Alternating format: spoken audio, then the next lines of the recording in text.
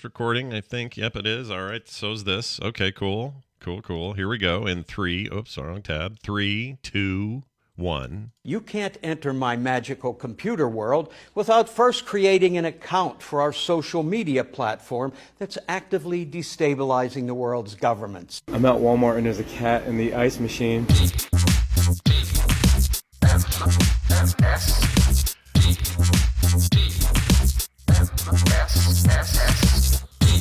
The Morning Stream. Hey, Leo, you're gonna have more sex than anyone in our class.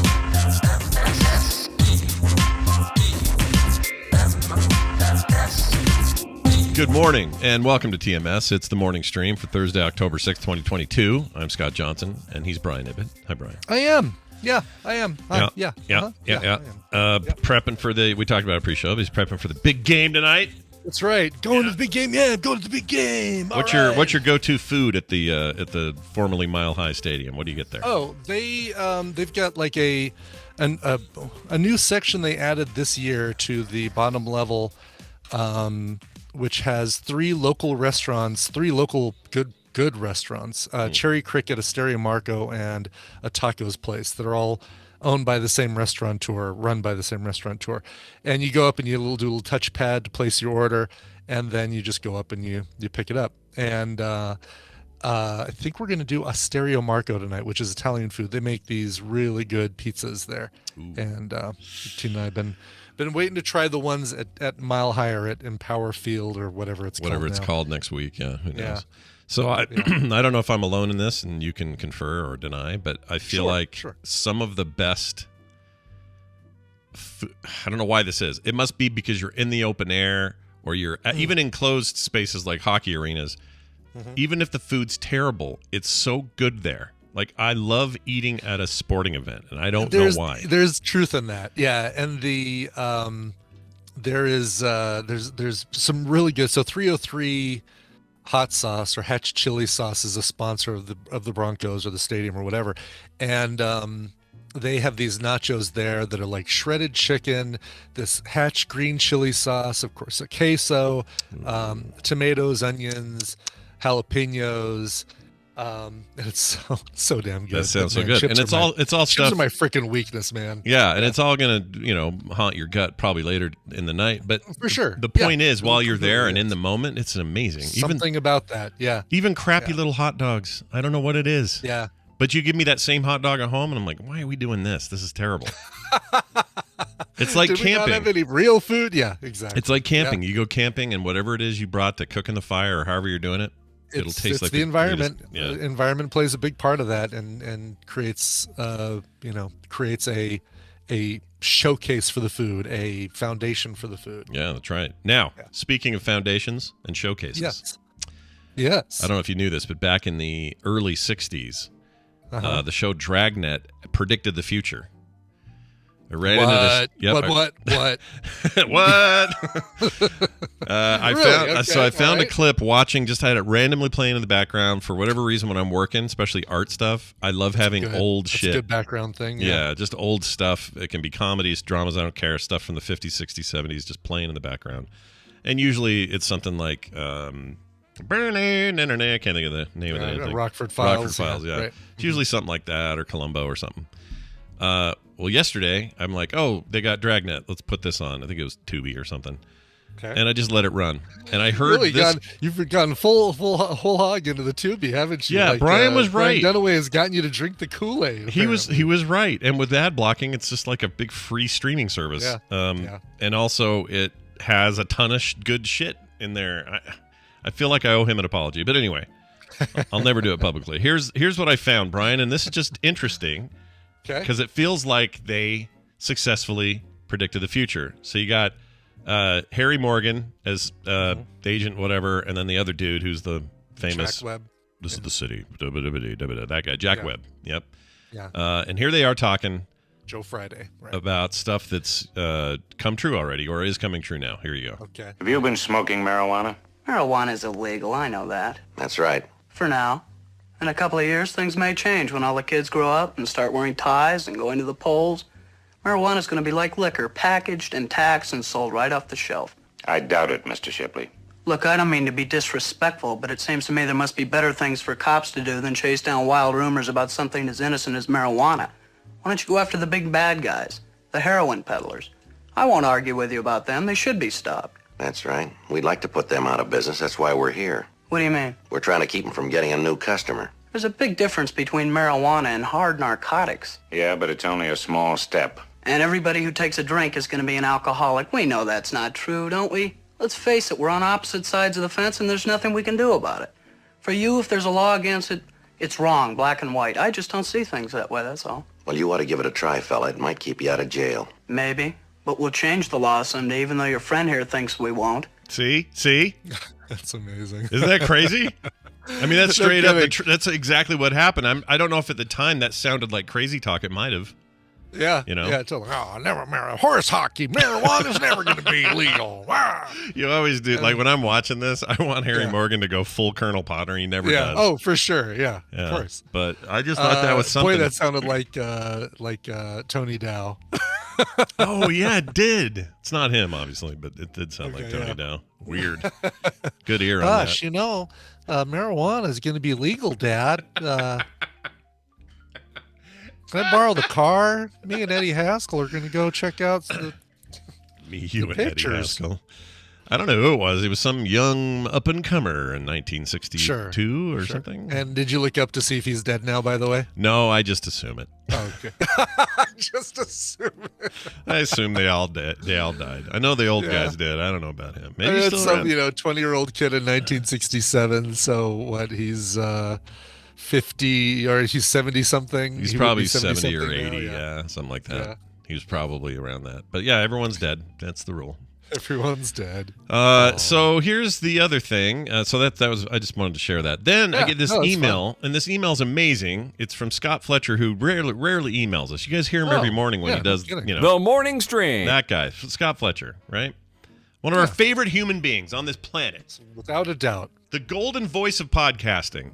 The tall guy with the small fry. I got no other names for him. Yeah, well, maybe that might be. might have been a bridge too far. Maybe. But his wife, Christine, listens to the show. We love her. They're amazing human beings. We love them, right? Yes. Anyway, I get this email from Fletcher who says, hey, me and my wife have Recommendals for you.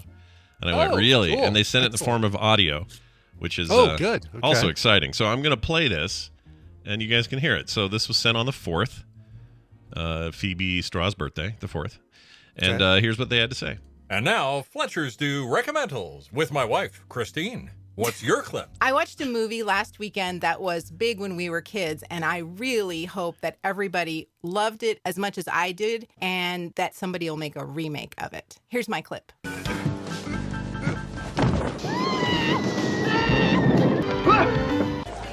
Sunset.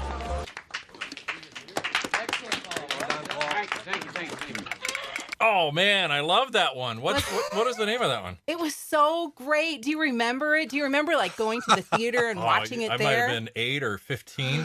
Yeah, maybe. I can't remember exactly when it came out. That was the age of blockbusters when the lines were really long and stuff. Mm-hmm. So what was the name of that movie? It had that actor in it that we really liked, and then he went on to make more movies that we loved. Oh, he was in that movie with, the Tommy Lasorda? But he was in that movie with the soccer ball and that woman. He made several movies with that woman that we those rom-coms, right? That lady whose breath probably smells like milk. Yeah, right.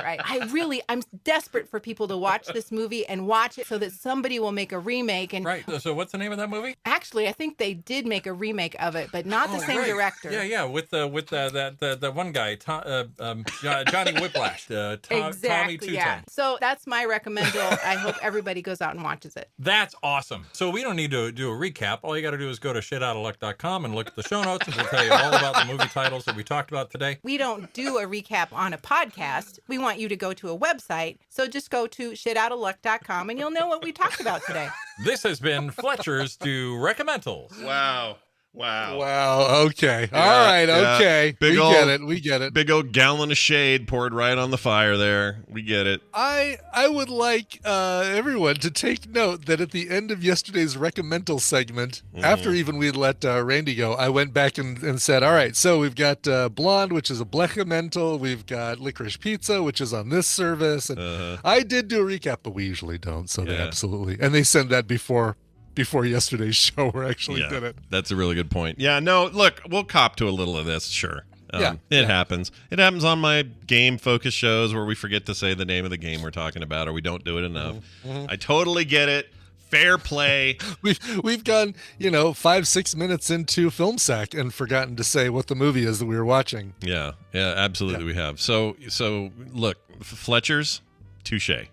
Point taken. Yeah, all point right. taken. Point now taken. the real trick is, will we improve on the process? I'm gonna go so overboard in the other direction. So, in case you're just joining us, the movie I watched this week is Licorice Pizza, and all right, so yeah, it stars that kid who was what's his face's son, and the chick from Heim. And by the way, in case you're just joining us, that movie is Licorice Pizza, and it's available on Amazon. Yeah, we'll still have our little tangents, but we'll make sure to say the name every 2 seconds.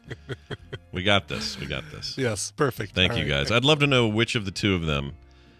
This feels very Scott Fletchery to me. Like, oh, really? No, it felt very Christine. I'd be curious. So this is good. This is a good. Yeah, I'm going to bet Christine said, they keep doing this thing where they recommend something and then they don't come back to it and tell me what the movie is. And Scott would be like, oh, well, then we should do a recording about it. Yep, we absolutely. You know what? You're probably right. Life. Yeah, that's. Listen, what's for breakfast? He says every day. Yeah, let us know. I'm going to go out and get the paper.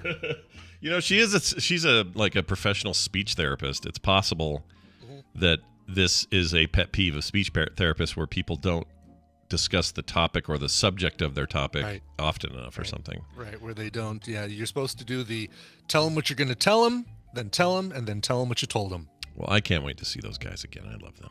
I can't either. Let's do TMS Vegas this weekend. Let's just say screw it. Let's do it this weekend. Yeah, let's do it this weekend. The Great American Beer Fest.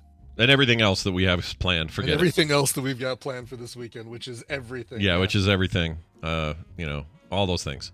I went to I'm not supposed to say this out loud. Maybe I'm not supposed to talk about it. But I'm gonna anyway. Well, because let's just put it this way. I got a sneak preview of a certain new release. Oh. That happened on Tuesday, and nobody else was supposed to be able to see this new release until Friday. But I was able to get in to see the new release that happened Tuesday. Oh, okay. I saw the new release last night.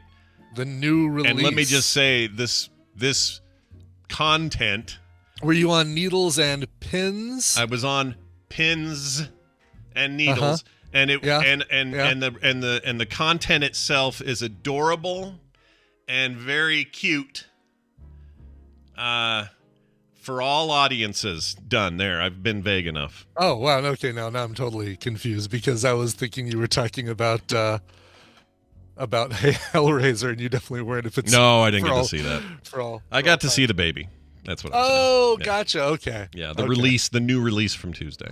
The new release. Okay, now I see what you're talking about. Yeah, she's ridiculously pretty. The new project that just dropped on Tuesday.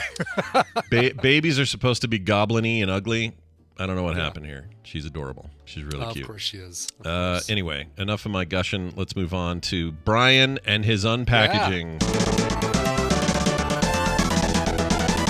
I realize that's our register a complaint music, but we are using it here. Well, you could register a complaint about McDonald's running out of these things so fast. Yeah. I basically had to go to 3. Well, not go to. I'm not dumb enough to actually drive to a bunch of different McDonald's to. Who would do that? Who's stupid enough to drive around and look? I so mean, dumb. Come on. Yeah. I used the app and I had to go. I had to keep expanding the circle out to find a McDonald's that had this one. So I had to drive 20 minutes to get this, and I did.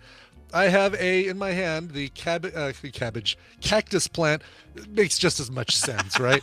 Flea market toy that comes in an adult Happy Meal. Yeah. And this is like a streetwear company of some sort. I'm sure Streetwear there's a whole company whole throng of people who know the name and already like it or whatever. We get it. Right, exactly. Just not me and Brian. So, we don't know. We don't get it because we're old and our fashion sense is, is that on sale at Kohl's? Excellent, I'll take it. Nice. No, so let me from my side real quick. The goal was we're both going to unveil our toys today. Yeah. And so Brian did find a location. I tried using the app, found 2 that had it, but didn't use the app to order it. I just thought that meant, I can go get it. Yeah. That was a mistake. 5 McDonald's later, nobody has it. Jeez. So last night, we tried one last time. I sent Brian a text while I was in the drive up. It's a big, long line. Get up there. The girl goes, we don't actually get ours till tomorrow at 11. Like, my show is over by 11. Right. And we don't have another one till Monday. Does me no good. It does me zero good. So I was poop out of luck. I did get a sandwich, so that was nice. Brian was lucky. He got it. So today we're going to unveil which four-eyed thing. Yeah. Yes. Even my wife, so she hadn't heard the show, but my wife yesterday goes, have you seen the toys in that? And I said, yeah, Brian and I have been talking about the show. She goes, they have 4 eyes for no reason, she says.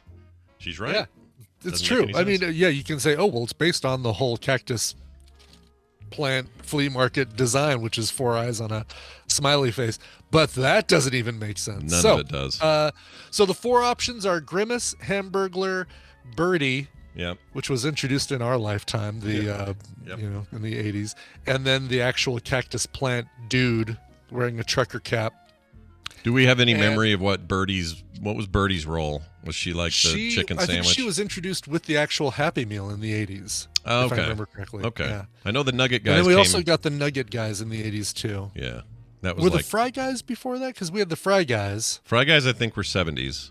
They're pretty old. Okay. Because I got a picture of them when they were old and really raggedy and terrible looking. Hamburglar was there. Mayor McCheese was there. Whatever Grimace is was there. Yeah. I don't know about the old guy, the professor guy that everyone's informed me about on Twitter. There's an old dude in a mustache who's not wearing he's not a costume. He's just a dude. Oh, really? Yeah, I don't remember him. That guy at all. I don't either. To me, he's a mystery. He might be a late 90s guy or could be a 90s edition, yeah. All right. Anyway. All right, here we go. Let's do it. The unveiling, and I'll be honest, this bag is not super opaque, so I can kind of tell which one of these I got. What's but, the any color? Guesses, Scott? What's the color leaking out of there? Well, don't tell me yet. Let me guess. Okay. All right. Let's go with. I'm trying to think what my luck would be. My luck would be like Birdie, because who cares about freaking Birdie? Right. Of all the 4 of them, that would be the least desirable. No, I'm happy to report that indeed I got the weird Mr. Bill looking. Oh, no way! Yeah. Look at that.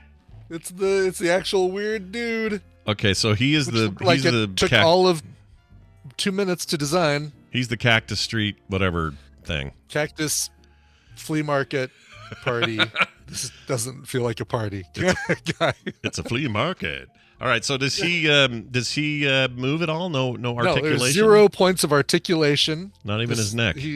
Not even his neck. He doesn't turn his head. He is, for all intents and purposes, a block of plastic. Yeah. With some. Yeah. Is that a mega hat with the big M on it? Is that what that is? It is, yeah. Right. Make America greasy again. Yeah. Make it very greasy. That's awesome. I'm glad you got that one, because who cares about the stuff we already know? Who cares about the other ones? Like if this is the one that. Let's actually take a look. I wonder if these are on eBay. Actually, yeah. Still in bag, cactus plant. Yeah, what is it? Cactus plant flea market. Does he have a name? I don't know. All right, let's see. McDonald's Cactus Plant Flea Market. Never heard of this. Let's see. Individual toys look like they're $29.99. Jeez. That's a lot more than I thought you were going to say. That's just regular ones? That's just the regular ones. A full set, $99. Okay. So $30 each, or $99 for all 4. This is why you can't get them, Scott, because somebody is saying, Oh, I must get all of these. Yeah, no, I think you're right. There's people. That's like during the every time they did the Monopoly thing, people just run around and get all the stuff. It drove me crazy. Yeah. Hate that. So yeah, grimaces are going anywhere from $17.99 to $59 on a buy it now. Oh my gosh! You know what those probably cost to make? Like, 14 cents in China. I'm telling you. Right, exactly. Yes. What a joke! I don't think I'd want one that bad. No, I'm not even sure I want this one. But are you? He'll sit here for a while. He'll actually go over here somewhere on the wall behind me. If they start going for like 100 each, would you put him up and sell them? Oh yes. If I see it seriously, unbagged. If I see this thing selling for $50, I'll sell it. I'd do it for 50. Yeah. Yeah. In a heartbeat. Yeah. I'd do it for. You do it for whatever is, there's not, if it went for 10, it's not convenient because you got to, it's going to cost you that to ship it. Yes, right. Oh, doing and having to do freaking auctions on eBay. It's not like people say, oh, just put all that stuff on eBay. Yeah, right. I hate you when got they a big say old that. comic collection. You know what you should do? Just put that stuff on eBay. You'll make a fortune. Yeah. Do you know what you need? And like I have to devote a year of my life to doing it. Yeah, or a full-time employee that just does nothing but sort your eBay business. Forget it. Exactly. Freaking It ain't that easy. Not gonna happen, man. Well, anyway, what an eventful pre-show or early show here. It really was. What the excitement. I don't know how we're going to follow that with books. Well, it's palpable. And we're going to see if Red Fraggle can follow it up with some energy as well. Let's see what we get out of her. Good luck, Red Fraggle, following that. Yeah, good luck. We got four-eyed Mr. Bill. What do you got? All right, here we go. Let's play this right here.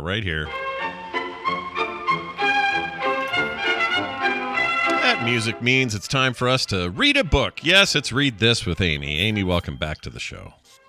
Good morning, friends. How are you? How are y'all? Good. How are you? I'm going to try and follow that hideous looking thing that looks like it came off of Nailed It. Yeah. But it does. It looks like a Nailed It attempt to make a sports bobblehead or something. Like, hey, what's Nailed It? Tell me. I need to know who Nailed It is. Who is Nailed that? It is a Netflix game show hosted by Nicole Byers, where amateur bakers, who aren't nearly good enough to be on the Great British Bake Off, try and replicate a fancy schmancy cake or cupcake or some sort of pastry design, and the results are usually hilariously awry. Oh, interesting, dude.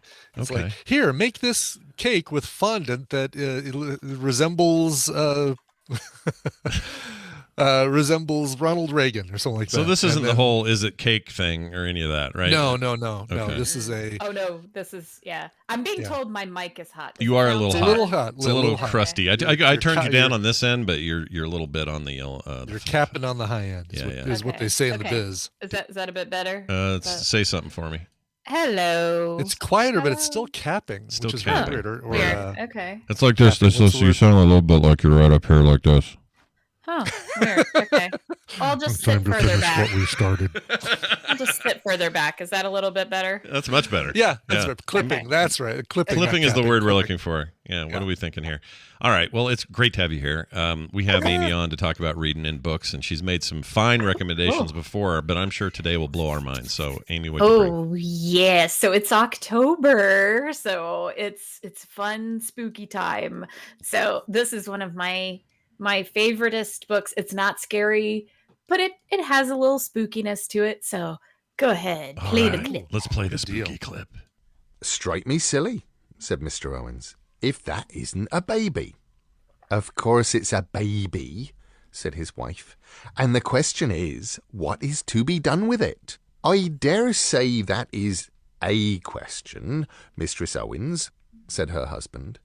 And yet it is not our question, for this here baby is unquestionably alive, and as such is nothing to do with us, and is no part of our world. Look at him smile, said Mrs. Owens. He has the sweetest of smiles. And with one insubstantial hand she stroked the child's sparse blonde hair. The little boy giggled with delight, a rattling, Someone at the main gate of the graveyard was pulling and shaking it, rattling the old gates and the heavy padlock and the chain that held them. "Come on, Mistress Owens, leave it be, there's a dear," said Mr. Owens, when he saw a ghost, and his mouth dropped open, and he found himself unable to think of anything to say. You might think, and if you did, you would be right, that Mr. Owens should not have taken on so at seeing a ghost, given that Mr. and Mrs. Owens were themselves dead, and had been for a few 100 years now, and given that the entirety of their social life, or very nearly, was spent with those who were also dead. But there was a difference between the folk of the graveyard and this. A raw, flickering, startling shape, the grey colour of television static, or panic and naked emotion, which flooded the Owenses as if it was their own. 3 figures, 2 large, 1 smaller, but only one of them was in focus, was more than an outline or a shimmer, and the figure said, "My baby! He is trying to harm my baby." A clattering.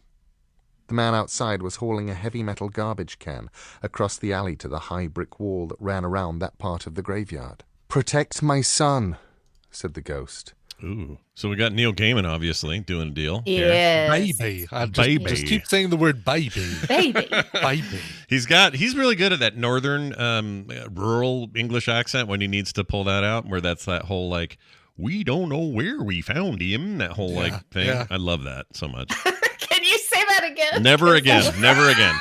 Never. You all had your one shot. That's all you're ever going to get. Yeah, certainly no one will be able to clip that.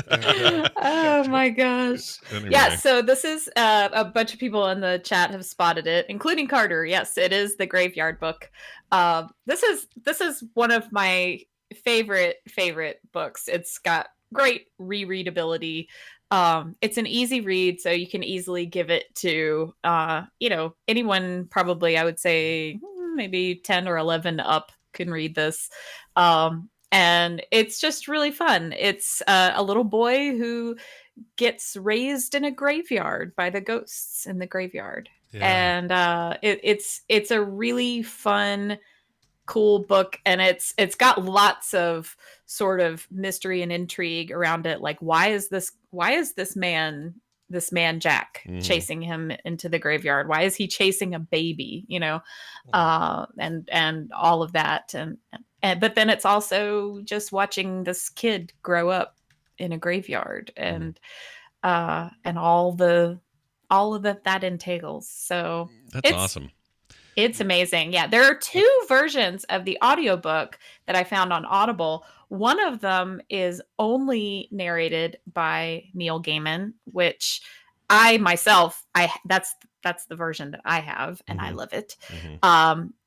And then there's another one that was released about 6 years later that has several different narrators, including Neil Gaiman, but in the sample they gave, Neil did not read any of the sample. And so I was like, well, I can't be doing that because I can't abide that. Neil Gaiman is lovely. And sounds amazing. So yeah, how would it be? This is the nice. So you got guys like Stephen King, obviously can write, huge storied career. Nothing wrong with Stephen King. But then he reads his own books, and you're like, oh my gosh, turn that off. It's horrible. I can't hear him talk. He has a horrible voice to match his content. Whereas Neil Gaiman, brilliant author, and then this amazing, silky British voice that you can narrate anything. So what a great 2-for-1 you get there with him. Oh yeah, I mean, I could easily fall asleep at night to Neil Gaiman reading me the phone book. I mean, can you imagine Stephen King reading the phone book though? What a nightmare! Oh God, no, that would be what would put me to sleep every night. Like, we got Peterson. We're in the P's now. Peterson, Alvin. Yes. I couldn't do it. I would have to slit something. Anyway. Continue. Sorry. So this is. Did he do? He hasn't done much of this, right? This kind of book feels like a weird one-off to me. It's almost like his Neverwhere kind of. Well, sort of, yeah. So there's this one. There's Neverwhere. There's several. I mean, Coraline is kind of in the same vein, right? Where that's true. It's kind of creepy, but he does this thing where he talks about people think children's literature should be all sunshine and rainbows. And he's like, no, the books I grew up with were incredibly traumatic and scary. And so he kind of returns to that a little bit. And he says this book in particular was sort of inspired by time spent in his youth where he used to go and just, sort of ride his bike and stuff through graveyards. And then his son actually did the same thing. He was on his little tricycle, and they would just ride on the paths through the graveyard. And it's actually a lovely, safe place to be in a graveyard. It's nice, it's quiet, and especially if you've ever been to any of the graveyards in the UK, because the architecture and some of the artistry on the headstones and the tombs and things is just gorgeous. I could spend hours in there. Tina's an absolute, when we go somewhere traveling, she likes to see if there's a cool old graveyard nearby. And we went to Boston, of course. There's Poets Row, where you see all of the famous writers' headstones and things like that. It's just so cool. Such a cool time. Yeah, we get this book for Tristan, but both Tina and I read it as well and loved it. Didn't do the audio, although now the audio just sounds like it'd be so much fun. Yeah. Oh, it's great. Chuck and I specifically got it when we were driving down to Florida. We had about an 8-hour drive, and it was like, perfect. We'll listen to the Graveyard Book. And, so we're driving, it's night and it's pouring down rain, and we're listening to Neil Gaiman read us the Graveyard Book. It was great. It was cool. It's really fun. Nice and it looks relaxing. like it's on sale right now on Amazon for $1.99. So like the cheapest. Really? That's cheapest you can get it. Yeah, normally $8.99, but on sale now for $1.99. I assume that's the Kindle version, right? Yeah. That's the Kindle version. Yeah, I don't know if it's the only Neil or if it's the let's see here. If it's the one with multiple narrators. It is the one with oh geez, even the paperback's only $9. Yeah, that's a real good deal. Yeah. I didn't know. I don't know. I can't tell you how much it is on Audible because the voice is. Yeah. I can't tell you how much it is on Audible because I have Audible, and so it just says 1 credit. So it doesn't tell me how much it costs. It's worth 1 space credit. Congratulations. By the way, it looks like the foreword's from Margaret Atwood. Does you get all dystopic and go, the plight of the woman and all that? Wonder how that goes. Oh, she, like everybody else, talks about how wonderful and charming Neil Gaiman is, and how great his writing is, and all of that. So he's an international treasure, really. For sure. For sure. So I've been waiting for this one. I'm like, I can't do the Graveyard Book. I have to save it for October. So now it's October. You've done it. You finally spilled the beans. Congratulations. Yes, well done. Well, there you have it, everybody. Very exciting. I'm gonna pick this up on my Kindle for $2. Are you kidding? This is stupid cheap. It's a good read. It's a fun. It is. Fun it's story. super quick, and it's very engaging story, and it's wonderful. It's a great little escape. It's a lovely little fictional escape. Is it weird that I want that new Kindle they announced that lets you can kind of use it as a drawing tablet? Yeah. What's it called? The Oasis or something? I forgot the name. But, I love my Paperwhite. I've had it forever, and it still works, and it's great. Yeah, when they're good, those Kindles are some of the coolest devices. They're awesome. Once in a while, I love you get having one that's the Whisper garbage, Sync where I can listen to the audio sometime, and then it knows where I was. Yeah. So it'll catch my regular reading Kindle up to where it read me in the audiobook. I love that. Yeah, that syncing stuff is, I don't even know how they do it, but it's super rad. Love it. Yeah. It's very cool. Have either of you guys read? I'm going to start bugging y'all about this. Mainly Brian, because I know, Scott, your answer is going to be no. But Brian, did you pick up Thief of Time? Did you read it? Oh, no, not yet. Oh, okay. No. Yeah. Well, I picked it up, but I haven't read it. But I did buy it. Cool. Okay. Yeah. Well, I'm just going to start asking y'all because I am excited. I'm always excited to get new people into, especially anything Discworld, and I know you guys have read Neil Gaiman, so but like I'm always really excited when I introduce new people into that new world. I'm glad you did it because a lot of people would never know. Like this is book 25 or 6 or something. It's like some book in this Discworld series. It's some huge number. It's like way down the line. How would anyone ever know to jump to 26 or whatever it is if without you? Right. So, yeah. That's true. We owe you a great debt of gratitude. Aw. Yeah. The kingdom owes you a great debt, as they say on House of the Dragon. Excellent. Excellent is right. Well, it's always good having you on, Amy. I hope the rest of your Halloween month is full of thrills and chills.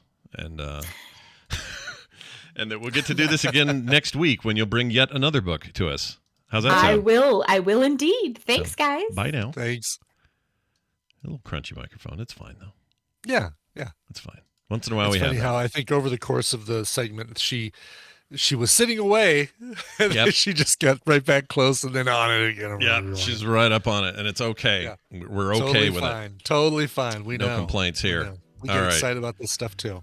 That is absolutely true. All right, we do have some time for news, and I'm going to go ahead and kick it off with this. I don't watch the news. Well, you should watch the news because it's brought to you by Coverville, where today we're going to be focusing on Motley Crue. Why? Well, because inexperienced film buff Tommy Lee is celebrating his 60th birthday this week, and so it's time to you like that? That just is insane to me that he's going to be 60. That I can't even deal with it. Isn't that crazy? Yeah. So covers of things like Kickstart My Heart, Dr. Feelgood, Shout at the Devil, Too Young to Fall in Love, Girls, Girls, Girls. Of course, all that stuff and more today at 1 p.m. Mountain Time, twitch.tv/Coverville. You going to have a Smoking in the Boys Room? Is that in there? It's not, only because that's a Brownsville Station song that they covered, and I've played their cover of it on the show before. Once again, Scott doesn't understand how music works. Someone did a cover of a thing. I would never knew that. Never. Yeah, they did such a great version of that song that it became, forever associated with them, but they're not the first to do it. Well, I don't know. That's quite an accomplishment. It's a much older, 60s era song. Every time somebody does, something like that, like the Tainted Love cover or whatever. And that's another one I didn't know until Brian told me. Mm-hmm. They become such the de facto version of that song. They're iconic, yeah. And when you're somebody like Joe Cocker and you do that, Get By With a Little Help From My Friends, or just with a little help from my friends, that then becomes a new keyframe, and people start covering that version as opposed to covering the original Beatles version, for example. That's insane. And you're always the guy I'll go to, because you know this stuff. Sure. Did you know? Oh, you know what? I found this link. So I was telling you the other day that apparently the concerts are very bad right now. Vince Neil is incoherent. People want their money back. It's Motley Crue concerts, not a good time. Yeah, he's not looking. Yeah, he's not looking healthy. That guy. So here's what I want to play what he sounds like a little bit. Okay. All right, so here you go. Whoops, I'm gonna turn this up. Please take your seat. All right. Hold on. Okay, here it goes. All right, little Dr. Feelgood. Sing.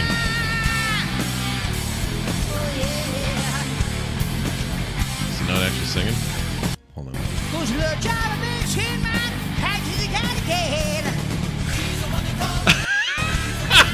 So it's just a lot of.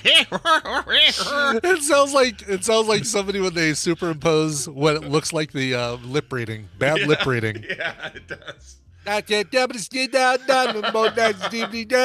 He's just doing scat up there. That's amazing. Yeah, exactly. Oh, it's really bad. Vince Neil, what happened, man? Time, drugs, and alcohol, probably. Hard living. A lot of hard living. All right, look at this here. There's a new study just came to light. This is an exciting one. Okay. And I don't think it's true at all because you're a shining example of the opposite of this. But it says, according to the study, dudes only play extreme metal to impress other dudes, according to a study. All right. So extreme metal. I just feel like Brian doesn't do this, but as my go-to music it's not guy. saying that every dude plays extreme metal to impress other dudes. It's dudes who play extreme metal only do it to impress other dudes. Oh, see, okay, that's interesting. I love that this is from a site, metalinjection.net. Yep. Oh my God. Yeah. They like to cover the metal stories, you gotta. I guess so, yeah. Wow. Research shows that heterosexual men who learn to play extreme metal guitar are mostly motivated to do so in order to impress other heterosexual men. This is a tweet sent out by the Quite Interesting Twitter page. This, of course, sparked tons of discussion, ranging from the unexpected criticism of "No, I don't shut up" to people poking fun at the idea, but most importantly, where the hell did this idea come from? Well, it turns out there's a study called Extreme Metal Guitar Skill, a case for male-to-male status seeking, mate attraction, or byproduct. That's a question they're asking. Yeah, that's the name of the study itself. Okay. Yep, authored by Tara Deleuze, something? Deleche. I think you're Tara right. Deleche. Yeah, there you go. What do you like in your This coffee? next one. I want you to get this next one, too. Okay, here we go. She's at Oakland University, and then it's working with Fareed Pazouhi. Yeah, I think so. I think that's it. Of the University of British Columbia. That was one of my favorite NES games, by the way, was Fareed Pazouhi.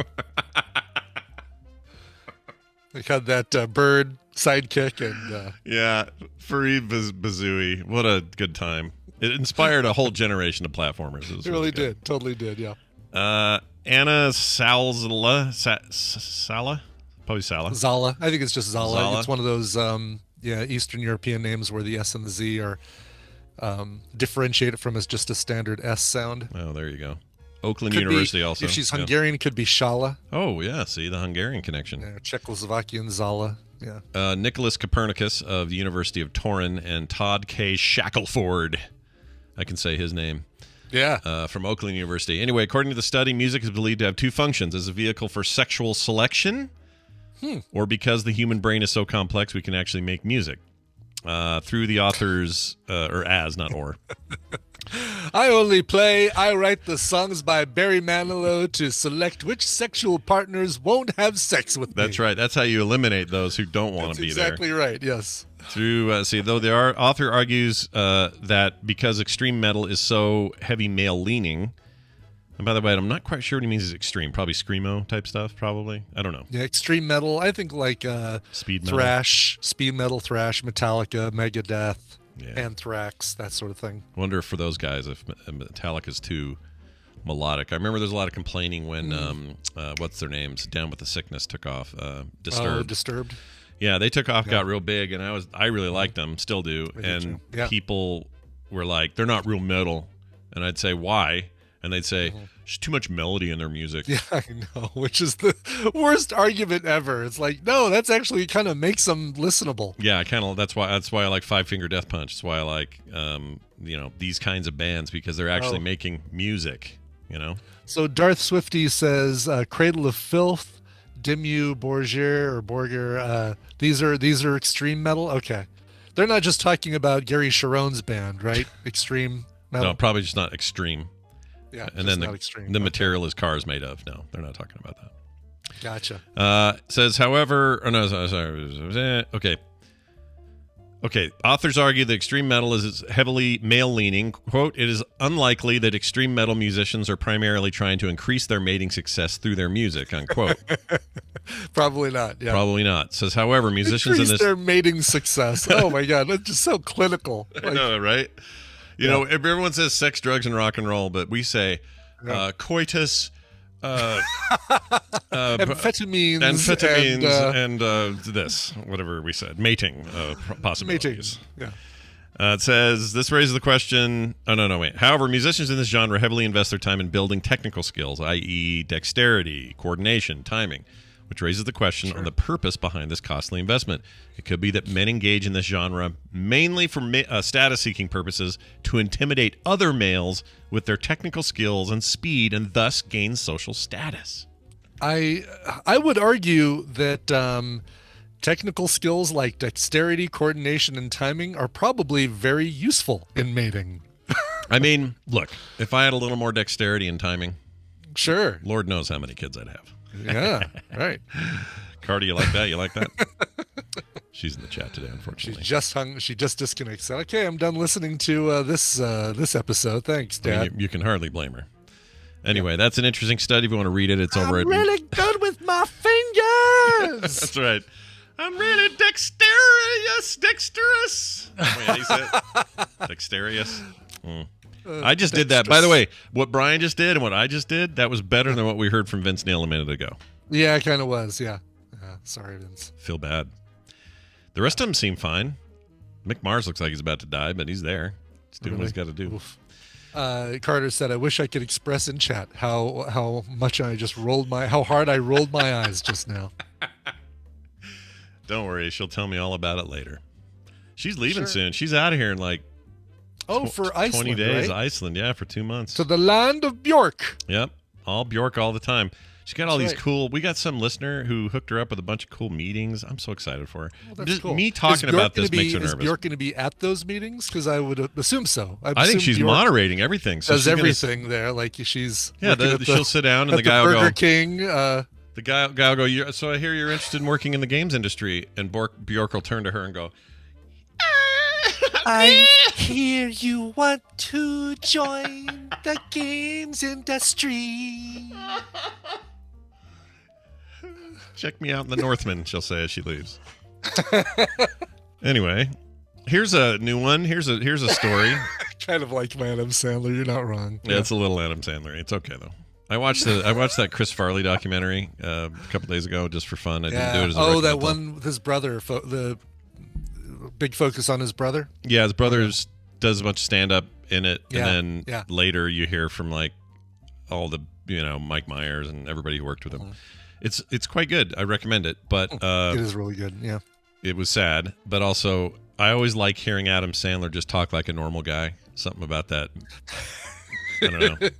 Something about it makes me feel good. Can't explain it. Yeah. I mean, as much as he can. Yeah, as much as he's still possible. Has the Brooklyn thing in there, but the nasally can't help it. Brooklyn thing. It was a really good doc, but it made me really sad. I felt bad. The guy was brilliant. Oh my gosh. He really was, yeah. Yeah, just too much drugs, too much alcohol. Stop it. So such a bummer. And only 33. That just seems insane to me. Mm-hmm. God, can you imagine the continuation, the movies that we would have had with him and Spade if things had, if he'd had a cleaner lifestyle? Yeah, and I wonder if he'd still he'd be what, close to 60 now. Mm-hmm. He'd still be doing the physical comedy, I'm sure. I hope so. That's what you hope. He was a big fella. Who knows how things would have gone. Anyway, new evidence suggests the presence of an underground lake on Mars. Oh, gosh. Where's Bobby? Bobby, check this out, buddy. Wow, no kidding. All the science correspondents, listen up. There may be a lake buried beneath the ice on the south pole of Mars. This is according to another new study. Scientists found hints of the lake existing back in 2018, but new evidence further supports their hypothesis. Wow. The lake could be as large as 18 miles across and likely remains liquid due to geothermal heating. This according to the Time magazine. Study findings were published in the Journal of Nature Astronomy. Water has been found on Mars before, but largely in the form of ice, so a liquid water source is a major revelation. They figured this out by analyzing 2018 findings from the European Space Agency's Mars Express spacecraft radar device. That's a mouthful. No kidding. Let's see. In 2018, radar soundings conducted in the area of Mars known as the Ultima Scopuli. I don't like that name. Ultima Scopuli. I don't like it. Suggested a large area of water under the ice, but these results were not enough to confirm the presence of the lake, as a number of other factors could be contributing to the false readings. Anyway, based on computer modeling, they think they figured it out. There's a big old lake in there. Get ready to get your vacation home on Mars.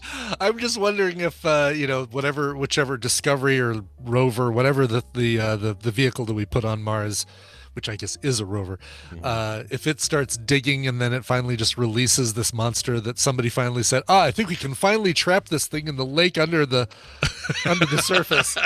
Yeah, I don't know. As long as nobody digs a hole to release this thing, we'll be fine. And then all of a sudden, this thing's like. Oh man, it's too bad that they didn't figure out in The Martian how to tap that, and then he could have watered his potatoes. Shit potatoes. Yeah, shit potatoes didn't need him to pee on them or whatever he did to get them wet. No, exactly. Yeah, urinate. Oh, that's so cool, man. It is cool, right? Yeah, I want there to be awesome. water on a lake on Mars. Just so damn cool. I want to find out under there, because there's a lake and therefore possibly other life-giving sources of things, that there are never people living on Mars. They're living in Mars, Get your ass in Mars. Yeah, get your ass in Mars. I want to know if they're all like walking around like Chud in there. Like, what's going on? Uh-huh. Oh, yeah. Yeah, like the Chud. The Chud. It's right there. The U, underground, right there. Chud. Yeah, but unfortunately the C means cannibalistic, so we're screwed. Yeah. Well, they're going to try and eat our rover. That's right. check it out, y'all. It's time for a break. We're going to do one of those, and when we come back, my sister Wendy will be here. We got a question, an email from a listener, so that'll be fun, but it'll be after this break. So, Brian, play the break. Sure. Well, this band called the Standstills are releasing a brand new album due November 4th. Big thanks to MNRK Music Group and The Syndicate. They're going to be starting off a Canadian arena tour with 3 Days Grace, also in Vancouver on November 8th. So get your chance to see them. They're releasing a first single from this thing, and wait till you hear who's joining them on this song. So the Standstills and the Eagles of Death Metal, who only are doing this to impress other dudes. Standstills and Eagles of Death Metal with a song, Motherload. The missile knows where it is at all times. It knows this because it knows where it isn't. By subtracting where it is from where it isn't, or where it isn't from where it is, to a position where it isn't, and arriving at a position where it wasn't, it now is. Oh, yeah.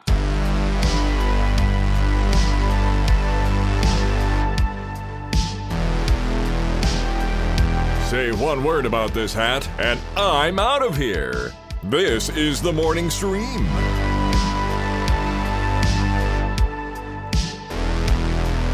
And we've returned. I'm pretty sure I already forgot who that was. Could you remind me? I'll remind you because it was such a long time ago. Yeah, the Standstills, a brand new song called Motherload featuring the Eagles of Death Metal. Check out their brand new album called Shockwave, which comes out in about a month, November 4th. Anything else going on November 4th? I can't think of anything. No. Check it out, the Standstills and Motherload. Nothing else happened that day. No, it will be. What is the 4th? That week. What's going on the 4th? It's really just a Friday. I'm thinking like Election Day, which will be on the 1st. Is that right? Oh, right. We got midterms, man. Got midterms. Everybody get out there. Are the commercials just in full swing where you're at? Oh, yeah, big time. time. Watch local TV though, do you? Yeah, I don't, but I still get the texts and they show up in web stuff all the time, local stuff. I ended up with so there's a big fight here, and they're kind of neck and neck right now between current sitting Senator Mike Lee, which nobody likes. We all hate him. He sucks. The reason he stays most of the time is because people just vote Republican and they don't pay any attention and don't actually care. They just vote ticket. But Mike Lee is a literal piece of shit. And he's Mitt Romney's fine, but Mike Lee needs to freaking go. So this guy Evan McMullin is running, who is a former Republican, now independent. He ran for president in 2016. Wait, 2016? Yeah. I think that's right. Okay. To challenge Trump because he was super upset about that. Nothing ever came of it. But he's got a real chance to beat Mike Lee and become a new senator, and I'm all for it. I'll take McMullin any day. Ex-CIA, cool dude, total family guy, nice guy from all accounts. Seems like he actually gives a shit. And send Mike Lee packing, dude. He sucks! National disgrace, Mike Lee. Leave. All right. Nice. Hey, if I disappear off screen anytime during Wendy's segment, don't worry. I've got audio on, and I'm just stepping out of frame to fix move basically something from a 3D printer that has to get done this morning. Oh, did something get tangly? It's not broken. No. I have an order that has to go out today, and if I don't move it from the printer to the washer to the curer, so it'll just be like a minute gone out of frame. You're all good. No worries. Everyone knows it's Wendy. Hey, Wendy's here. How do I know? Because she updated your avatar, Wendy, in I did. Discord. Yeah, that's cool. Oh, look at that. Yeah. Is that the salt flats? I don't know what that is. No, that's Peter on a frozen lake in Sweden. Oh, cool. Oh, that's cool. Yeah. Borka. It's like salt flats, though. Good, it's a little salt flatty. Hey, you're I don't know if you're following any midtermy things, but we might get rid of Mike Lee out here. We're pretty excited. For the love of all that's holy, could you do that? Yeah. Jeez, that dude. That dude sucks. No one even people who like him, even people who vote for him don't like him. But people are so stupid up and down the ticket that they don't care. But he's the worst. He's the worst. Do you know his dad was Rex Lee, and there's a little halo effect because people loved that guy. He was real nice. They had a 5K run for him. Mm-hmm. He was kind of the old school version of a conservative, and but like there was a little love there, and it's run out, right? Can we be done now? Yeah, Rex E. Lee, was that the guy? I think that's Yeah. him. Let's see. He was a U.S. Solicitor General from 81 to 85. Yeah, I remember this whole thing. Argued 59 cases before the U.S. Supreme Court. He was kind of a big deal. Mike Lee strikes me as a dude who's like, hey, Dad, what do you do for... I want to do what you're doing. Like, if just one of those guys. It's just an ass. Yep. Freaking hate him. So we're done, right? Please, come on. And yeah, can we? Yes. Let's do it. We'll do it. I think he's got a chance. So right now they're neck and neck, and Mike Lee is like on fire with the negative ads for against McMullen, but I think McMullen's going to win. And if we had an elected independent freaking senator in Utah, that's crazy talk. It's crazy. Amazing. But it tells you how bad. Like Yeah. the guy running for governor here for the Republicans. Yeah. Oh my gosh, you guys, I feel like I should do an intervention. Like he straight up is saying that the schools need, all sorts of change because furries have litter boxes in all the schools. He believes that thing. You know what a fat lie that is? I hate This that is one. a grown man with a medical degree, but he's not. And I think Either that or always he's been saying stuff because he knows he's playing to this base that believes anything they freaking hear. What happened? Dude, you know what? Go wake up. Here, I'm sorry to get political, everybody, but I wish I could go to the grave of Ronald Reagan. I'd wake him out of his stupor, and he won't have Alzheimer's anymore. You just wake him up, and you pull him out of the grave. He won't be dissolved either. No, he won't be all dead. He's just in a stupor, apparently. Yeah, he's just in a stupor. You pull Just Reagan a out and go, hey, Reagan, what do you think of this phrase? Pro-Putin Republican. And he would just shit himself. He would just shit himself in his grave, and that'd be the end of it. Anyway, whatever. Hey, Wendy, let's get into it. We're going to read an email. How Wendy, are you guys doing? Okay. Doing great. Oh, you have a new niece or grand niece. No, it's so cute. Little Phoebe. Yeah. I can't stop saying Phoebe Cates. I know that's not her name, but that's what I said. No, not Phoebe Cates, known for her topless acting in Sorry. Streets of Rage. No, what was the game? What was it called? Fast Times at Fast Times Ridgemont. at Ridgemont High. Streets of Rage, the famous movie. Streets of Rage, the comic or the video game where Yeah, exactly. Phoebe Cates got topless. The old Genesis game. So sorry about that. She's everyone else has friends, so don't feel bad. It's all good. Everyone has their own origin for Phoebe, and all I know is she's really cute, and I can't wait till I get to spend more time with her. Anyway, let's move to this email. Grandpa. Wendy, thank you. A grand aunt, I guess you are. In this case. I'm super grand aunt. Yep, you're grand aunt. It'll be no time before Abraham brings home a little one, though. You know that, No, right? don't even say that. He can barely honestly, he has had a cold, and I'm like, all right, I'm going to teach you how to handle life with a cold. Yeah. It's not going well. No, really.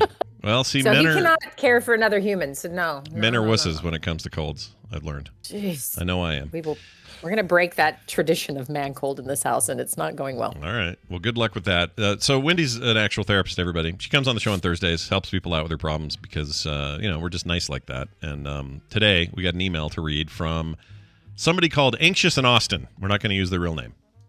And they say this: hey, whiskey, scooch, and beer. So I did the game Wendy suggested, the what would I never say at the dinner table the other night.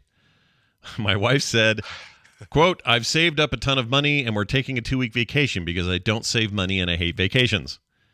I'm a workaholic only child who came from 2 workaholic parents, warp level FOO engage. I'm not sure what that means, but he wrote that. I've been recently.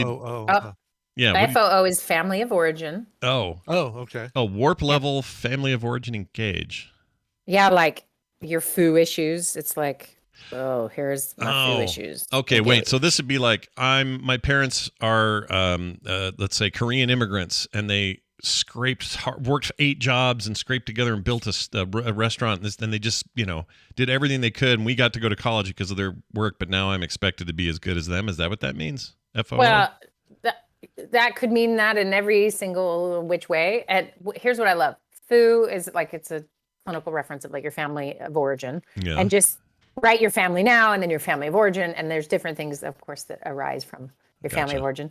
Okay. But I like that they add a Star Trek reference to it. Yes. This is a great combo of worlds colliding. Yeah, exactly. Yeah. Nerd meets things you've heard before. Anyway, says I've been recently diagnosed bipolar and I've gotten on meds and it's better. My manic phase was mostly rage. Oh, geez. But I get straight up euphoric while I'm working, and I always have. I don't like vacations, and I realize I've stolen many great experiences from my family because of it, but I just don't. I like traveling and active vacations, particularly foreign countries, but my family just wants the get away from it all in a cabin for a week in the U.S., and I climb the walls after 2 days. For years, I got considerable anxiety before a vacation during packing and actual traveling. I can relate to this. I feel that stuff. The disruption of routine was crippling for me, and the lack of that feel good from working was the double whammy. I just could not enjoy it. I've even had nearly a fugue state incidents after being stuck in a car for more than 8 hours with my family. Hypercritical, yelling, screaming, driving erratically, picking fights over nothing, etc. I've tried being really curious about all of the above in Wendy's words, but the recent mental health diagnosis is tough to discern how much is the bipolar and how much of it is just, I hate vacations. Help, signed, Anxious in Austin. I relate to this a little bit. I always feel this way before I go on any trip of any kind, even ones I'm really looking forward to. I feel like the disruption in routine really messes around with my emotional buttons, and I hate it. So this may help some others out there who feel that way about that sort of thing. What do you want to do to help Anxious in Austin here? Yeah. Okay. So bipolar could explain definitely some of the rage and, the quickness to be destabilized emotionally, right? I think often we'll think of bipolar as someone. I mean, we always ruin things by using them colloquially. Colloquially, yeah. Colloquially, and it's like you have bipolar because you just suddenly were sad, or it gets thrown around quite a bit. And there's lots of versions of experiencing this. Some people can have technical bipolar with only experiencing sort of mild manic symptoms. They just have to have one of those to get that designation. So it's all over the map, but I think the rage piece, it's helpful to understand in context with bipolar. So that makes some sense. But I am suspicious that the foo is actually more relevant than, and this is a guess, right? I haven't met this person. Sure. But first of all, you're euphoric working. Yeah. I mean, straight up euphoric while working. Yeah. Okay. If anyone is euphoric while doing anything, they're going to want to do it a lot more. Define euphoric. What do we mean when we say that? Just the ultimate in oh my gosh, this is a blissful experience every second of the day. Firing on all cylinders, pleasure-wise, flow, you're just nailing it. That feeling of killing it? It's that. And it's, that's not something usually people experience all the time while doing something. But the fact that a friend here is feeling it while working. So you think of what happens. So you're going to go on vacation. You're going to stop the thing that makes you feel euphoric. Mm-hmm. And you're going to sit in a car and drive for 8 hours while people are hungry and have to stop to pee. And, it's not where you thrive. Mm-hmm. And so that contrast seems like a really obvious one. So the food question or the family of origin question that I would be interested in and want him to get some curiosity around is how I would start this. Let me just phrase a couple questions and see if this is helpful. Because I have actually worked with a client, very similar thing, not the euphoric when working, but just maybe feeling more control when working, right? Yeah. And what happens on vacation is nothing is in that person's control. Mm-hmm. The place, the sleeping, all the things that have left the control. So I start with asking questions about, hey, tell me about vacations when you were a kid, right? Yeah. And you start to go down to what was it actually like? So for example, I'm a workaholic only child who came from 2 workaholic parents. Yeah. My guess is vacations were rare or work-based anyway. Our vacation was to go help clean a farm up or something, it had something that, he doesn't know how to relax. He doesn't know how to follow someone else's agenda. This has not been modeled to him. Yeah. So it could be, that's the only family of origin issue. It could also be, and this is, I've discovered with a couple people when you go down this road of tell me about those vacations and finding out that their father was angry the whole time. Yeah. I'm thinking of a Jim Gaffigan bit about why all dads seem mad all the time. Yeah. As they're standing in Disneyland, sweating and spending money, gaining weight while eating while sweating to death or something. Like, it's just funny, right? Right. And it's because it sucks to be the adult paying for everything and making sure everyone else is happy. And so what was your experience as a kid? And modeling is powerful, right? It's what you watched. It's what you felt. So was dad mad the whole time? If you never went on vacations, what version of like a Sunday drive did you have? What breaks look like? And just ask yourself some questions about, what did I see? What was the feeling of those times? So this person I'm thinking of shared just this idea about their dad traveling is everything would get started and packed and they'd be ready to get in the car and dad would have a meltdown. Yeah. And the entire thing would be canceled. And so they'd never even left the house. They'd always just sitting there as kids on their suitcases, and mom's trying to make it better and dad's refusing to go. And then suddenly there is no vacation. It's so you back take in the house. Yeah. So you take that experience as a young person that really imprints on you some weird stuff about vacationing, even though you are not really conscious of it as an adult. Maybe you're just like, yeah, I just don't like this, or I don't know, I'd rather be in my own bed. And so that would be some questions I would start digging down into the foo thing is like, what is your actual experience? And, as an only child, maybe there's not someone to commiserate with or to check facts with. That can be tricky. Like, hey, do you remember this? So a lot of us will forget a lot of different things. And so this may take a little effort and introspection here of like, okay, what was it like? What was I feeling? And then that curiosity there leads to what the brain likes to do is open up and give you some memories or some thoughts or, oh yeah, I do remember that. Or, those kinds of things that usually we're just ignoring and hating the vacation and going to work and feeling good. And so we're not getting curious about, we're not getting specific to then be curious about it. So this general be curious is a great piece of advice I've given many times. But in a lot of cases, we have to get down a certain road to get curious about the right thing. So I'd like Austin, what is it? Anxious in Austin, to, go down the, what did my family do for fun?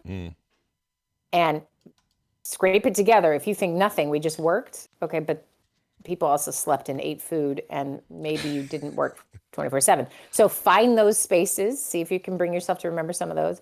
And then that's where to start to get curious, like not critical. It's the opposite of critical, right? It's, what was it like? Maybe jot some things down, see what comes to you, give it some time to think it through. Because that reactivity on a vacation comes from somewhere. If it's bipolar does not choose to only show up on a vacation or not. It shows up whenever the hell it wants. That's how it works. Right. And you can, make it worse and obviously not sleeping or eating well, and you could trigger different episodes different ways. So I'm not saying it's I was actually totally that was going to be my question. It's maybe this is a whole different subject, but if you got a diagnosable bipolar condition, and there are going to be variations, right? It's not everybody's getting the same version.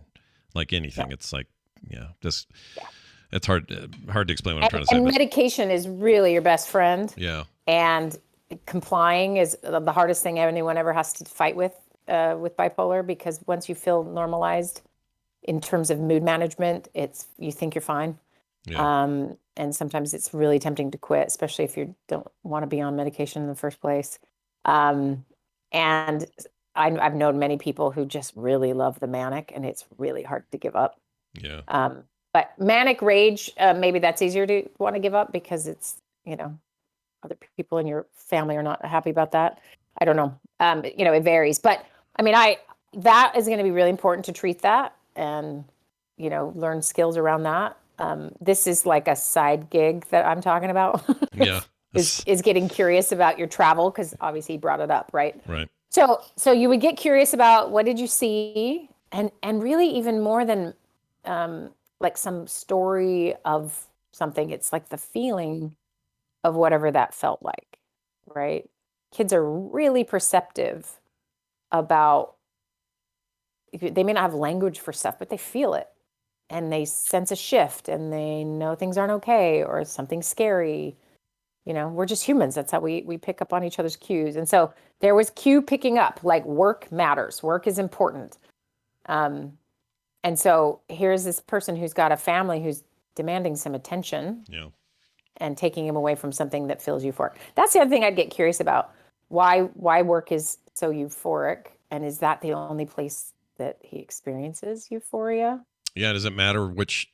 Well, maybe it does matter, but maybe it doesn't matter what he's doing. Like he could be doing any kind of work. It's just the act of work, or yeah, that would be a good question to find out. Is it you're at the office doing this specific thing, and that's when you feel the euphoria, or is it we could send you out in the yard and cut down a tree, you would also feel it? Is it just being productive?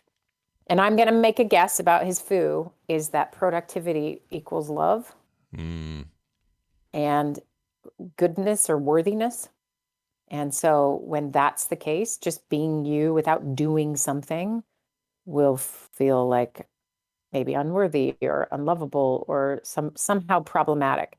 Whereas, working like crazy all the time is the way to have that feeling go away. Right? Yeah. So that's another thing to get curious about. Like, what does your work, what does it do for you? And if it's just a chemical high, okay.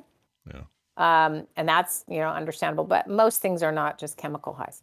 I'm sure some people are hearing this and going, man, I sure wish I was euphoric about my work 24/7. But right. But that seems. Where do I get some of that? Yeah. But I think that's asking need to be for less euphoric on vacation. I would love that. That would save me a lot of money. To me, that's like the little German kid saying, "Oh, a whole lake made of chocolate," and then falling into it and getting sucked up a tube in Willy Wonka. Like you don't actually want that. You don't want all of that. You want a moderate. You want to enjoy your work. But you don't want to be like in a euphoric state when you do your work, because then that's all you're ever going to want to do. It just seems really dangerous, Well, it's very genetic in this social sense, right? And we talked, I don't know, it was a couple weeks ago, we talked about sort of generational trauma or generational connections to things sometimes of whatever your great-great-grandparents went through affected how they parented and what was modeled, and that keeps going down generations. But people sometimes have to be chain breakers because sometimes those chains are really dangerous, abusive, whatever. And then sometimes they're the most socially acceptable version of intergenerational trauma, and that is hardworking. Right. And most of us are like, see, that's not a bad thing. That's a good thing. That's how you bootstrap. That's how you become a millionaire when you're 25. Like we have a lot of stuff around that, right? Yeah. So this is sort of slightly related, but I'm going to go with it because it popped in my brain. Nothing wrong with that. But I was telling one of my kids who is struggling with some stuff. Good night. I'm a therapist all day and all night, by the way. Anyway, we were talking about just a perception on certain things. And I gave him this cultural example that's sometimes really helpful because especially if you're in an American-centric framing, you just think this is normal and it is not. And the example is a researcher went to study how sort of schools worked in Japan in like the 80s or 90s and shared this experience. And I thought it was a really fascinating example of just how different the framing could be. So anyway, this kid, they're all drawing 3-dimensional objects, and this kid can't draw it. He's struggling. He can't like connect the lines. It looks bad. And the whole class is working on it. And so the teacher comes and takes that kid and puts him up at the board to have him work on it in front of everyone. Okay, take that in an American context. What does that mean? I don't. Humiliation. Yeah. Oh yeah, parents are coming knocking down that door. Yeah. And it's who do we put up at the board usually?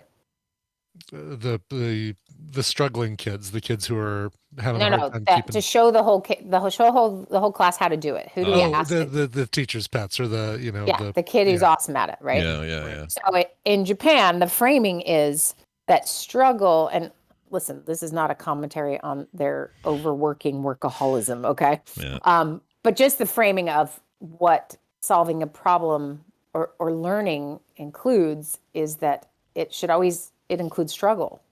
And so they put the kid who's struggling in front of the class, and then the class is working with him, encouraging, cheering when he gets it.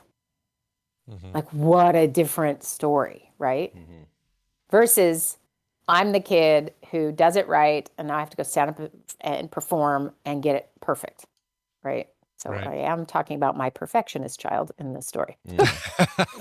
And thinking, shall we move to Japan so you can learn that struggle is important? Anyway, but just that idea of like, what the framing is around working is unique to the culture you're in, unique to the subculture of your family. And, if we really boil all this down, and when I've worked with many workaholics before, and one of the things I find in the end is that there is a sense of accomplishment, euphoria, control, value. And when we peel and peel and peel down, there's often a very sort of tender center to this of just like, this is my value. And you can expand this out to how Americans see a lot of things, right? Who do we demonize? Who do we think is amazing? Right. And we love it when they do it really young, right? Like, oh, yeah. And no matter how amazing someone might be, if they didn't earn it, we're mad about it, right? Like there's just some stuff that culturally we all can sort of, it makes sense, but then you take a very significant situation like it sounds like. So vacation is frivolous. It doesn't make him feel good. It doesn't prove he's a good person. And in fact, he reacts like a bad person. It only spends money. It doesn't earn money. Yeah. And he's freaking out, right? Yeah. Like he is screaming, yelling, and going to turn this car around and losing all the sort of family quality, loving connection stuff. And if anyone has this kind of outward reaction in moments where we're supposed to be having a good time, either the attempt to have a good time is the wrong attempt, or a lot of the times it's not actually a very comfortable situation.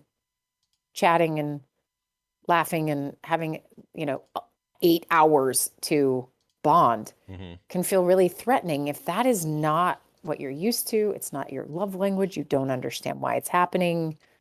And so anytime anyone's really reactive about anything, and this is what's powerful, you can say bipolar all day long and medicate it and never talk about it again, or you can find out some of what drives some of the dysregulation. Yes, there's chemical stuff for sure happening. Sure. But a lot of times it's getting curious about the triggers. Why so triggered on a road trip? Why so triggered when you have to come home from work early? And that's where the curiosity, you kind of find a few trailheads and dig in, and usually there's something at the core. It's hard to find by yourself because we got a lot of blocks not to look at it. Sure. Because what would that mean to disrespect my dad by being upset that he only modeled work and not connection? That means I have to face some things. Right. So it's tricky. People So don't like be doing. gentle here with yourself. Yeah, and also I don't know, like in my case, I feel like it's weird. This is a bit of a revelation for me, this email, because I feel like I do this exact thing, but I'm not euphoric about work. I mean, I like doing what I do, but I'm not like, oh man, 24/7. This is, I don't feel that way. I need a break like everybody else. And, there's going to be a time today where I'm like, finally, I'm off my computer and I'm hanging out with Kim. I don't want to do this all day or whatever. Like, there's that aspect. But on the vacation side of things, I do often see it as like, well, that's a total waste of money to do this. Or even our trip on that cruise, which I was excited about, there was still this thing of like, oh, the hassle of the travel and the thing, and I got to get the Canadian passport thing signed off before I can go there. Like just all of this hassle and mess and whatever. I way fixate on that, and not the like, yeah, I can just chill and sit on the deck and they'll bring me pizza anywhere I am or whatever. Like all the benefits of the thing. And were you able to do that once you were there? I did, but there were also still times where I would go, oh, geez, when I get home, I got to go. Like I think about what I still had to do. Yeah. And that got better the longer I was there. So that's good.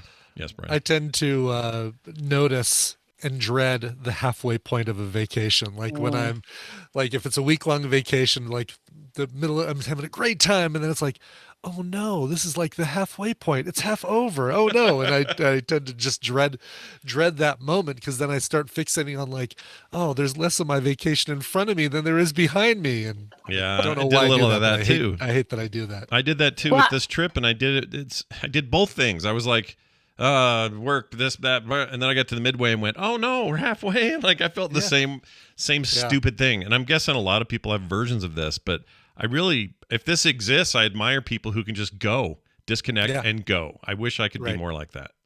Well, I would argue that the people who can do that have done that already on a regular basis in order to then have it magically work on a vacation. And that's the problem, is we actually have more enjoyment planning vacations as a general rule than not being on them. Yeah. And that's because that anticipatory, it's the planning mode, and this is different for different people, but for sure, yeah. They've shown this in enough studies that we are terrible predictors of actually the happiness we'll experience. And the main reason is we're not present, right? Yeah. And so let's say you are sort of hyper-focused at work and you're getting a bunch of stuff done and you're feeling flow and it feels good. You can feel successful and like, blah, blah, blah. And then you got to transition to something you are not killing it at, right? Like I got to go to a kid's thing and watch my kid be bad at a thing, something, right?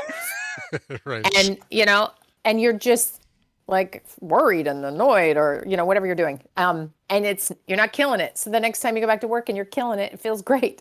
So it sounds like, he found a great job for himself. However, it's no practice anywhere else for most of us, right? So especially Americans, with our average of 2 weeks of vacation a year, when you go, 2 weeks out of 52 weeks you have no practice. No, right? That's practice. If you're lucky to have 2 weeks. Yeah. Whereas, you love the Europeans are like, for the 6 weeks I am in Egypt. You're like, okay. Yeah.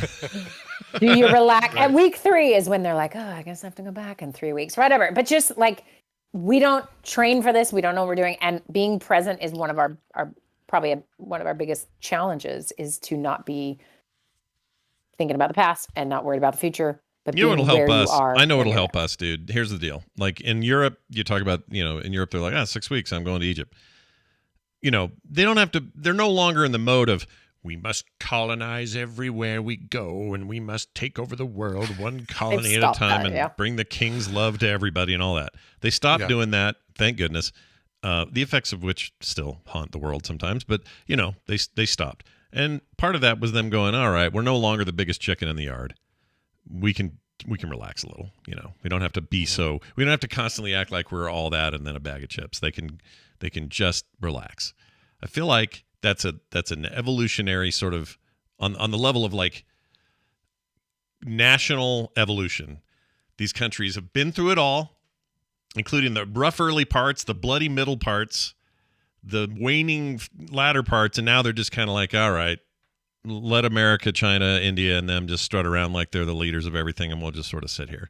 And I kind of want that. I know that's a weird, broad thing to say, and it's probably totally not accurate.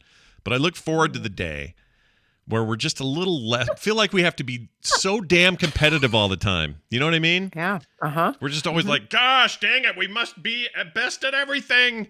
And if we're not, we're going to complain that we're not. And part of the reason we're not is because we're complaining that we're not. And, like all that stuff. I realize this is all over the place, but you're hilarious. I am literally making this face like, wait, what? You know what I mean, though? Like, I feel like I do. Like the French are no longer interested in taking over anything. The French are interested in chilling out, taking a long time at lunch, having small portions, and sipping on their weird little coffees. Okay, you know what the French have done? Speaking of this, this is tying back. You've finally found a thread I can grab. Okay, do it. Go. So, the French have passed a law where you cannot. It is illegal for an employer to expect employees to respond outside of business hours.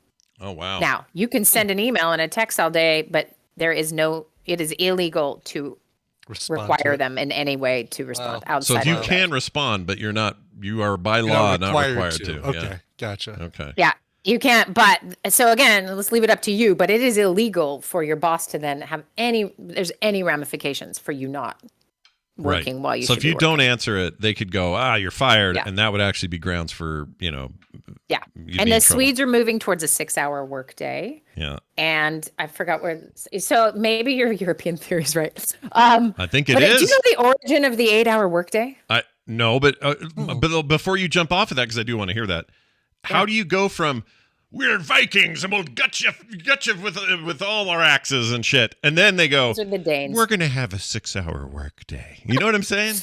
Yeah, I'm telling you right now, Swedes love the research, and the research shows you are not productive for 8 hours a day. And so they're going to follow the research. You're maybe productive for 4, let's all be honest, but like 6 makes them feel like they're still doing their jobs. Right. And they work. This is not a country where everybody works. Everyone's expected to work. It's not that. But it's like an effective research-based thing.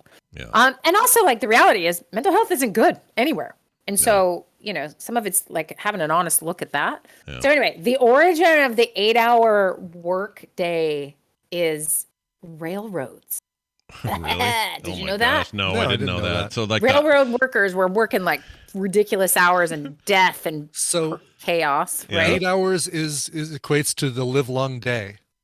Oh, what? Apparently. All the live long Because I've been working day. on the railroad all the livelong day. And they were overworked and they were dying in huge numbers from accidents and different problems. And so this is 1900 something. So that's FDR, right? I think. Anyway, but the idea was that a bill was presented like we're not going to run the railroads. So they unionized and said we're not going to do it.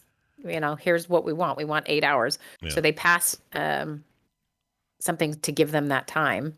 And then that law was then later used by other groups to get everybody on an 8-hour schedule. So our entire work mentality is based on that railroad folks were getting murdered. Oh, we by love tradition trains. though, and we're afraid to change it. It's like, hey, why do we have daylight savings? Daylight savings, a good one. Like, why? Yeah, Why? I totally because we've always had it. Because That's we've why we always have done it. it. Right. Yeah, exactly. I hate that. Right. And I understand that's whatever. And you're not wrong about like a younger country needing to work pretty hard and Strut build up around some and- stuff. And yeah. that was those early days of like industrialization. It wasn't complete by any shot. And so to say, oh, wait a minute, we're gonna actually, and then the death rates went way down. Accidents dropped. So there was no turning around after that because it made a lot of sense. And that's your 8-hour workday. So the Swedes are like, suck it. That's a British accent. Really good. It's the Johnsons doing British accents today on. Okay, by the way, my whole family does this, and it's Irish, and then it's Scottish, and then it's New Zealand. It's so bad. Yeah. None of it sounds good, but we all do it. Is this genetic? This must be genetic. We're idiots. But anyway, sorry, I didn't mean to do that in public. Usually I just do that alone. Embarrassing. Yeah, it's to me this is a fascinating thing, just an issue from how nations evolve, because it's just such a difference. And I think you're right about them being young, hungry, scrappy, and needing to do show whatever.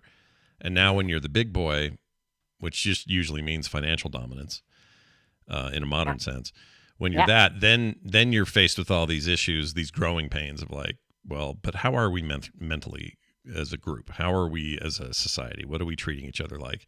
And and you have to start to answer for things like there are swaths of the population that don't have access to clean drinking water. Right. Or healthcare is right. Or we have this I don't know many. anyone affords it. We have this many suicides compared to some other society. We have this many shootings or whatever it may be. We're a freaking hot mess. But we're slow to look at it. Like I feel like they would have been that way back then. If you said to the king back in the 1600s, this being the biggest country in Europe's kind of a problem because this, and this, and people would be resistant to that. They'd be like, "No, we got this going on. Get out of court. You're now behead that man." Like that's how we were then, and now we're kind of that now in our own way, in our own modern way, and it's I don't know. It's a thing to grapple with, I guess. And your snapshot of history, this actually, I'm tying it back to Anxious in Austin. Like, it's hard to see your own place in in your family of origin or the drama that has surrounded you, just like it is in history, right? Like, did anyone during the whatever know they were living during that whatever? No, it was named later, right? Mhm. They were just living their lives. And I think sometimes this happens with our families. We're so used to how it is. It's the water we swim in. And sometimes it's not till you have really different other experiences. And sometimes it's about going inward, right? So, and that's kind of what I'm getting at here is finding out what sort of things he's hanging on to in order to be okay.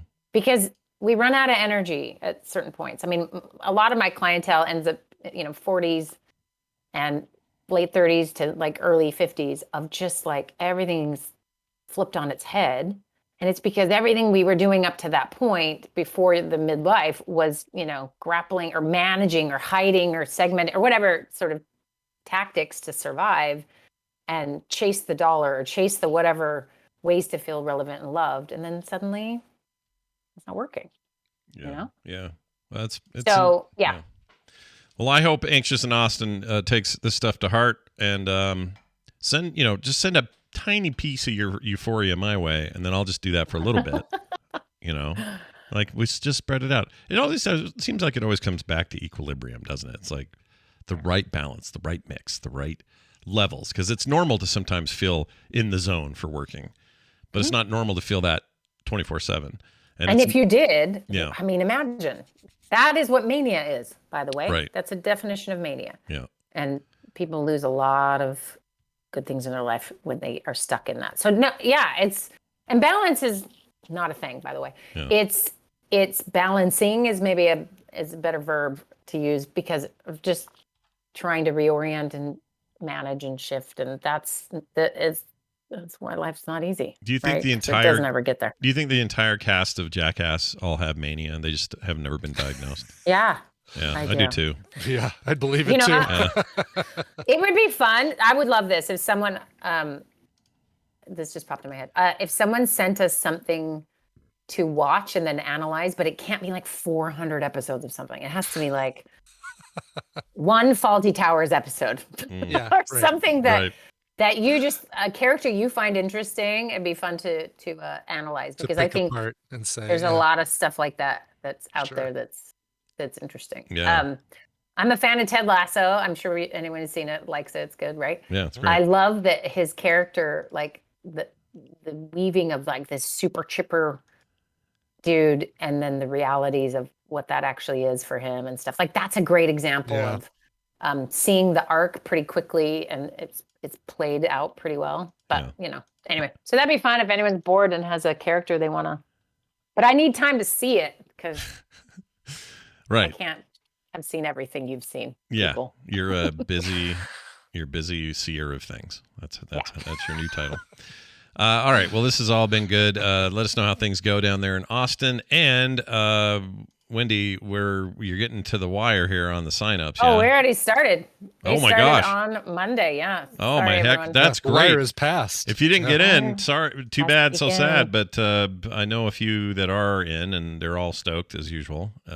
Sounds like it's going pretty There's good. always another round, but this round's going great so far. We have a lot of new people. It's really fun, and we're really focused on doing stuff that scares us, and it's amazing how similar and different we all are in the same time, right? Like, doing something that's hard or scary. And sometimes it's just making a dang phone call, like, let's be honest, right? Sometimes it's using a bidet for the first time, Yeah. You don't know what you're getting into one I there. wasn't thinking of. Whoa, but that's cold. Yeah, woo!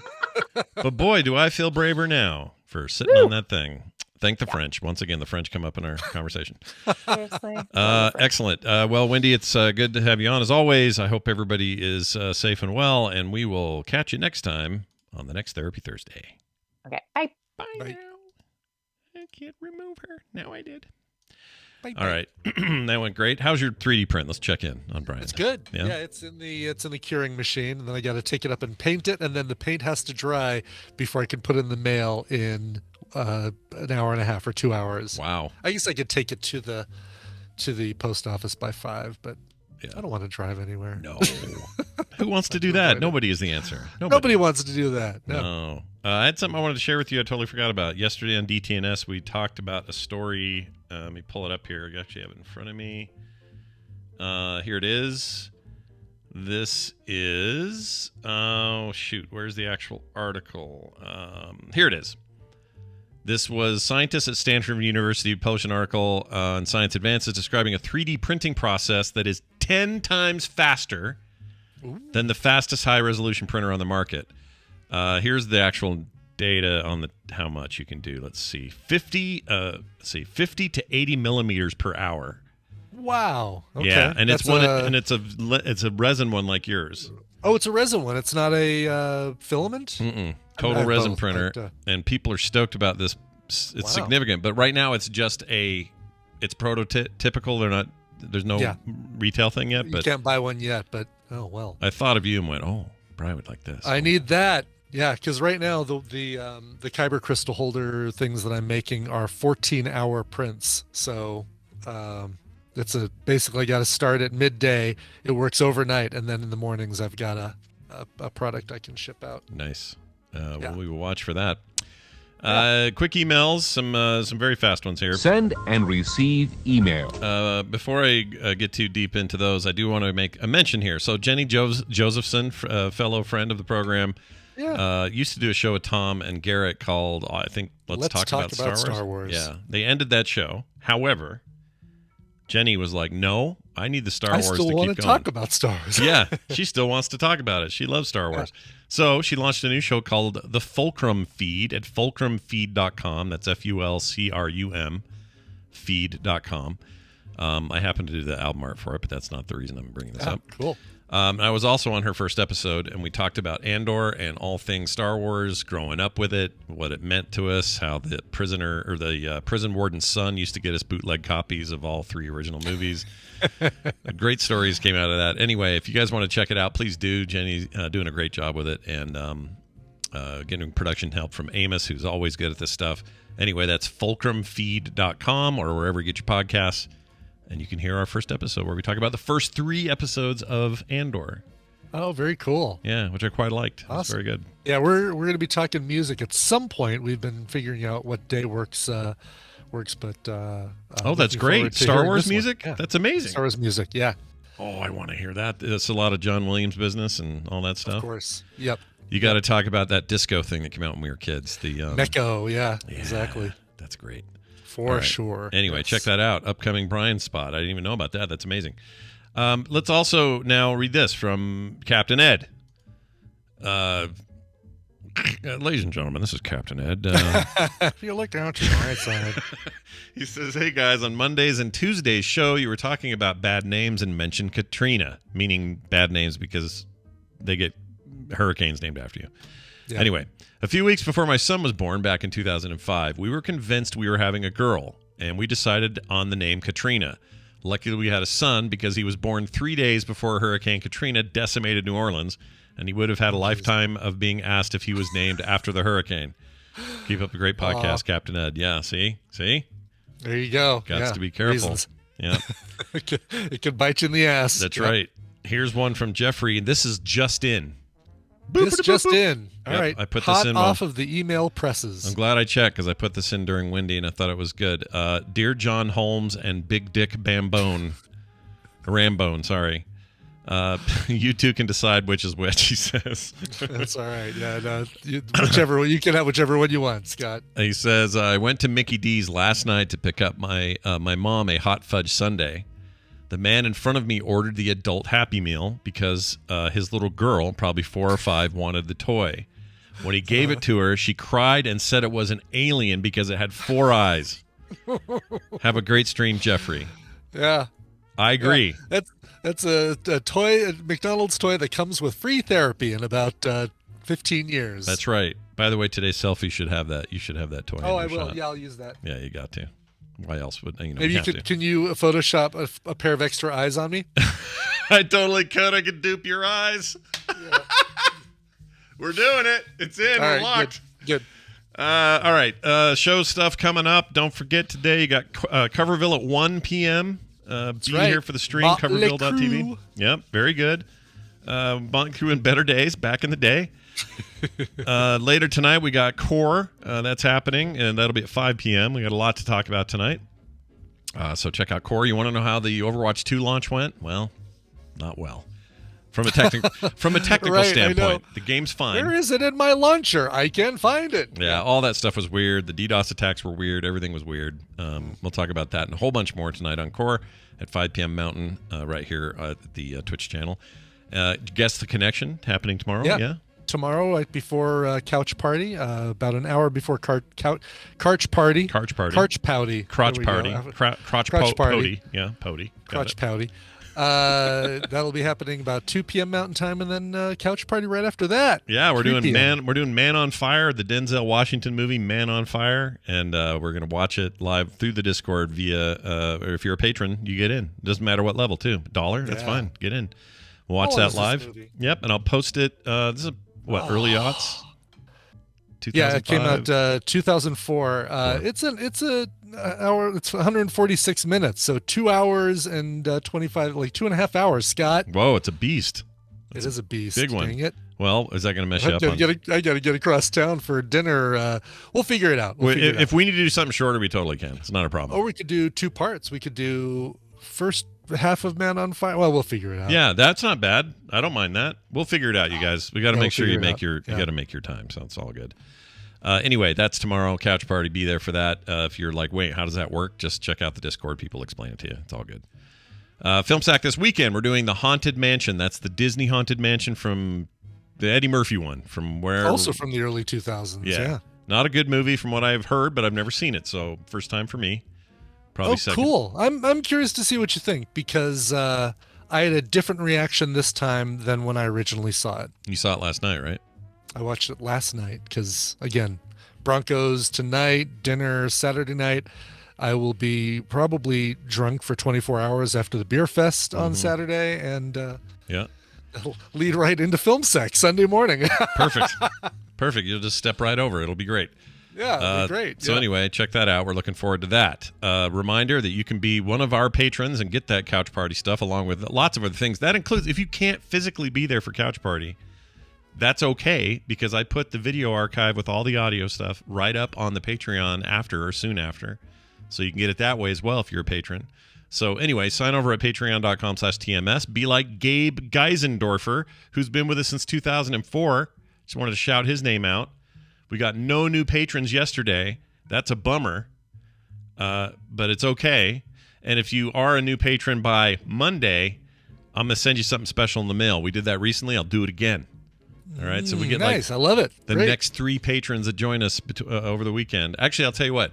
Any new patrons over the weekend, I will send one. I don't have one handy, but I'll send you a print magnet sticker pack that you can only get in that way. So anyway, go check it out. Patreon.com. Even though it's Film Sack and not TMS, those cassettes are already going out in the mail. So if you are a top level Film Sack patron, then those are on the way to you as well. Awesome.